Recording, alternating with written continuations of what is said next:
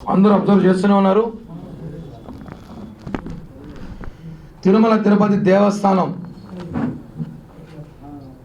వైకుంఠ ఏకాదశి అంటేనే ప్రపంచంలోనే ఆ ఏకాదశి రోజు దర్శనం చేసుకోవాలని చెప్పి లక్షల మంది భక్తులు కోరుకుంటున్నారు. అది ఇప్పుడు కాదు, ఎప్పటి నుంచి వస్తున్న ఆనవాయితీ కాబట్టి దాని ఏర్పాట్లో భాగంగా నిన్న పవన్ కళ్యాణ్ గారే స్వయాన చెప్పారు, టీటీడీ లోపం అనేసి, ఈఓ జేఈఓ గారి నిర్లక్ష్యం అని చెప్పి వాళ్ళిద్దరూ బాధ్యత వహించాలని చెప్పి, కూటమిలో ఉన్న తప్పు చేస్తే ప్రశ్నించడమే బాధ్యతగా పవన్ కళ్యాణ్ గారు మరొకసారి నిన్న ఆయన ఆ మాటలతో తప్పు చేశాము క్షమించండి అని అనడం అనేది చాలా గొప్ప మనసు వ్యక్తిత్వం ఉన్న వ్యక్తి పవన్ కళ్యాణ్ గారు. అసలు విషయానికి వస్తే దీన్ని కూడా రాజకీయం చేసే పార్టీ ఏదైనా ఉందా అంటే జగన్ పార్టీ. ఎంత దారుణం అంటే నిన్నటి రోజు ముఖ్యమంత్రి గారు ఇక్కడే ఉన్నారు తిరుపతిలోనే, డిప్యూటీ సీఎం గారు తిరుపతిలో ఉన్నారు.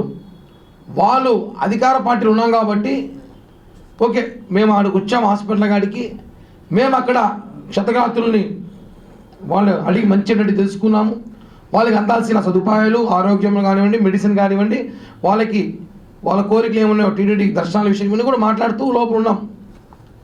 కానీ ప్రతిపక్షం కూడా చెప్పకూడదులే, 11 సీట్లే కదా, 11 సీట్ల నేత జగన్ రెడ్డి గారు నిన్న తిరుపతి పద్మావతి మెడికల్ కాలేజీపై రౌడీయిజానికి వచ్చారు.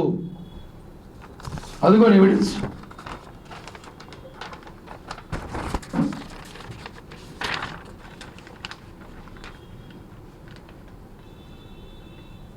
రౌడీజానికి వాళ్ళ సోషల్ మీడియాలో వాళ్ళ గ్రూపులంతా అందరూ ముమ్మరించండి, రండి, ముమ్మరంగా రండి, అందరూ హాస్పిటల్ ముట్టడి ఇస్తామంటే ఇదేమైనా పద్మావతి మెడికల్ కాలేజ్ అనుకుంటున్నావా, వైసీపీ పార్టీ కార్యాలయం అనుకుంటున్నావా, లేదా వైసీపీ ప్లేనరీ సభ అనుకుంటున్నావా?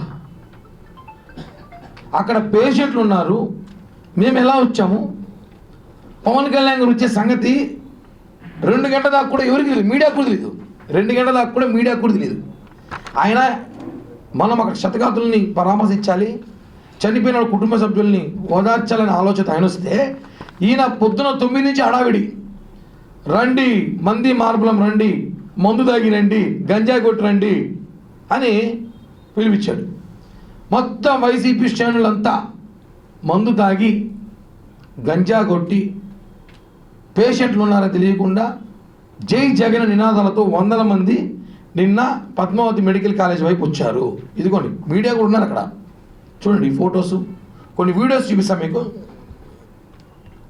రాళ్ళు చేతులు పట్టుకొని ఎవరిని కొట్టాలనే, ఎవరి మీద దాడి చేయాలని, పేషెంట్ల మీద దాడి చేయాలనే?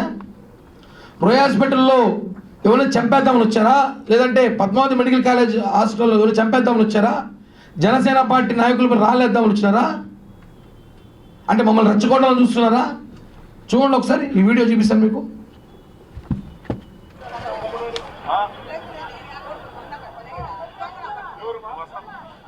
వీళ్ళంతా వైసీపీ శ్రేణులు. ఇంతమంది ఎందుకో, వందల మంది అక్కడ డబ్బులు ఇచ్చి, మనిషి 1000 రూపాయలు డబ్బులు ఇచ్చి మద్యం తాగిపించి హాస్పిటల్, వాళ్ళందరూ హాస్పిటల్ పైకి తీసుకొచ్చారు. ఏమంత అవసరం? ఏం జగన్మోహన్ రెడ్డి భయం ఒకటే రావాలంటే? మనమ తప్పుడు మాట తప్పుడు అంటే సోదులు చెప్పేది కాదు. అంతమంది నేర్చుకున్న అవసరం, చేతిలో రాళ్ళు పెట్టుకొని రాళ్ళు తీసుకొని వచ్చారు. ఎవరిపైన వేద్దామని?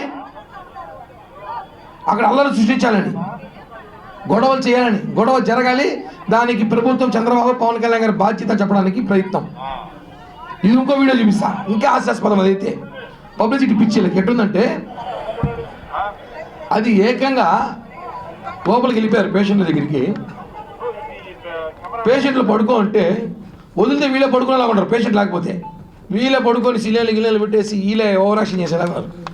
పేషెంట్ సిలైన్ బ్రికేసి ఫోటోలు లాగుతారయ్యా, మీ పిచ్చి తగలయ్యా. చూడండి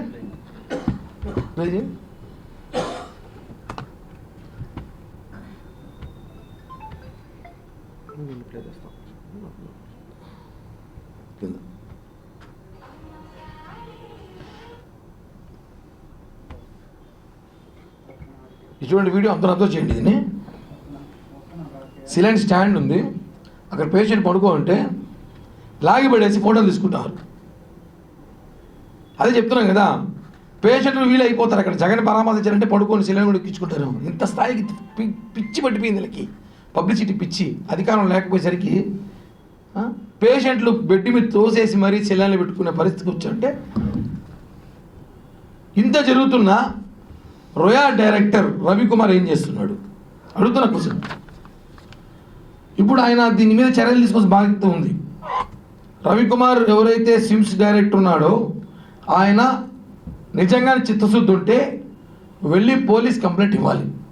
ఇలా పేషెంట్ని డిస్టర్బ్ చేశాడు, పేషెంట్లో ఒక సిలిండర్లు కానివ్వండి, వాళ్ళు ఇంజక్షన్ టయానికి అందకుండా చేశారు, వాళ్ళు ఫుడ్ కూడా అందలేదు రాత్రి పెద్దాక వీళ్ళు చేసిన ఓవరాక్షన్కి. అక్కడ ధర్నాకి గొడవకు వచ్చారు. దీనికంతా మా పర్మిషన్ లేదు, 100 మందికి మేము పర్మిషన్ ఇవ్వలేదు. కాబట్టి జగన్మోహన్ రెడ్డి అండ్ బ్యాచ్ మీద పోలీస్ కంప్లైంట్ ఇవ్వాలి. ఈ బాధ్యత స్విమ్స్ డైరెక్టర్ రవికుమార్ గారు తీసుకోవాలి. మేము ఇస్తే పొలిటికల్, వాళ్ళ హాస్పిటల్ కదా అది, వాళ్ళ హాస్పిటల్పై దాడికి వచ్చారు, పేషెంట్ ఉన్నారు లోపల, ఏమైనా జరిగితే. కాబట్టి ఖచ్చితంగా కేసు నమోదు చేయాలి. ఇంకొక అనుమానం కూడా వ్యక్తమవుతుంది, చాలామంది చెప్తున్నారు వైకుంఠ ఏకాదశి ముందు రోజు జరిగిన తొక్కిసలాటలో కూడా వైసీపీ శ్రేణులు పెయిడ్ ఆర్టిస్టులు డబ్బులకి ఇచ్చి కొంతమందిని యాత్రికుల రూపంలో పంపించి తొక్కిసలాట జరిగిందేమో అనుమానం కూడా వ్యక్తమవుతున్నాయి. ఇంత చూస్తుంటే ఇంత ఆడినలు ఇంతమందిని వేసుకొని వచ్చి నువ్వు హాస్పిటల్లో డ్రామాలు ఆడినప్పుడు, హాస్పిటల్లో ఇబ్బంది పెట్టాలి, గొడవలు చేయనప్పుడు, సాక్షాత్ పవన్ కళ్యాణ్ గారు అక్కడ ఉన్నప్పుడు మీరు చేసిన ఓవర్ యాక్షన్, జై జగన్ నినాదాలు మీరు చేసినప్పుడు ప్రజలు చూస్తున్నారు, మీరు అధికారంలో లేరు. ఆ తొక్కిసలాట బైరాగ పెట్టడం తొక్కిసలాటలో కూడా మీ హస్తం ఉందేమో అని అనుమానం అయితే వ్యక్తమవుతుంది. దీనిపైన లోతైన విచారణ జరిపించాలి. అవసరమైతే వైసీపీ ముఖ్య నాయకులు ఎవరైతే ఉన్నారో ఈ 3 కాన్స్టిట్యూన్స్ చుట్టుపక్కల వాళ్ళ ఫోన్ రికార్డ్స్ ఒక్కసారి చెక్ చేయండి.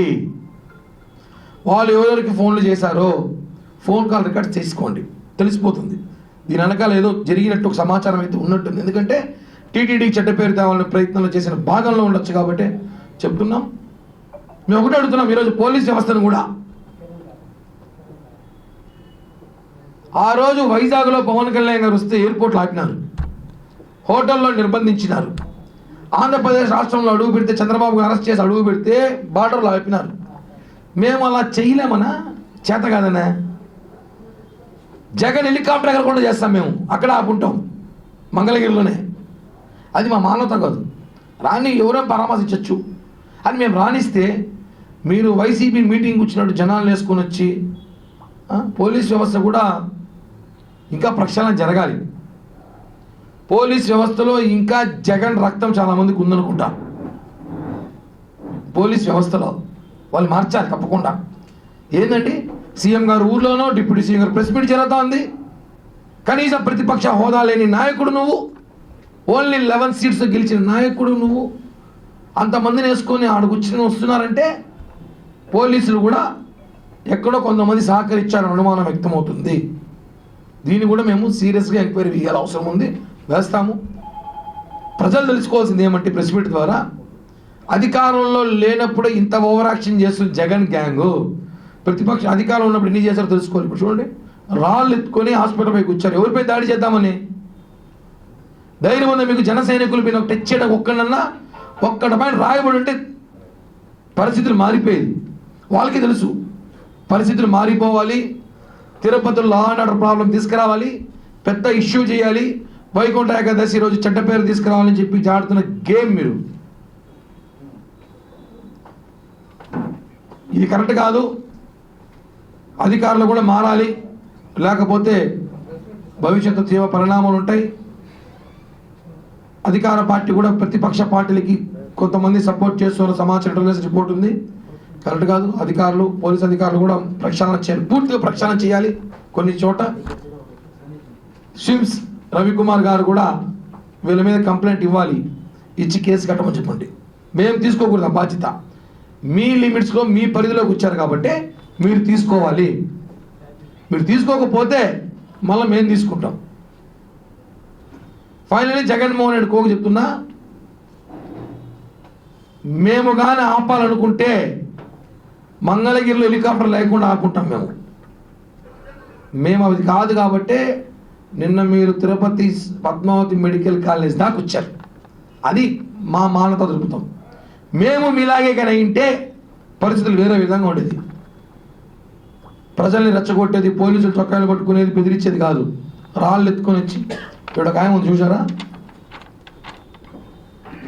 ఈమైతే ఇంకా మరి అబ్బా యాక్టింగ్ పెయిడ్ ఆర్టిస్ట్ కాదు, ఏమో బ్రాండ్ అంబాసిడర్ కాదు. ఈమైతే నిన్న పొద్దున్న నుంచి ఎవరు హాస్పిటల్ ఉంది ఏమో ఈమె బాధితులు ఎవరు లోపల ఉన్నారా? ఆమె అసలు ఏమి యాక్టింగ్ అంటే అసలు పూర్తిగా అసలు పూనకాలు వచ్చి ఫిట్స్ వచ్చి ఊగిపోయినట్టు హాస్పిటల్లో. అంటే ఏమనుకుంటారు మీరు? మీ నాయకుల దగ్గర మెహర్బానీ కోసము, మీ పెయిడ్ చిల్లర్ల కోసము మీరు యాక్టింగ్ చేస్తారా? ప్రజలు గమనించాలి. జగన్మోహన్ అంతా అరాచకుడో. కనీసం కోట్లు కొట్టేశావు. చనిపోయిన కుటుంబ సభ్యులకు ఒక 50 లక్షలు ఇస్తానని ప్రకటించావా?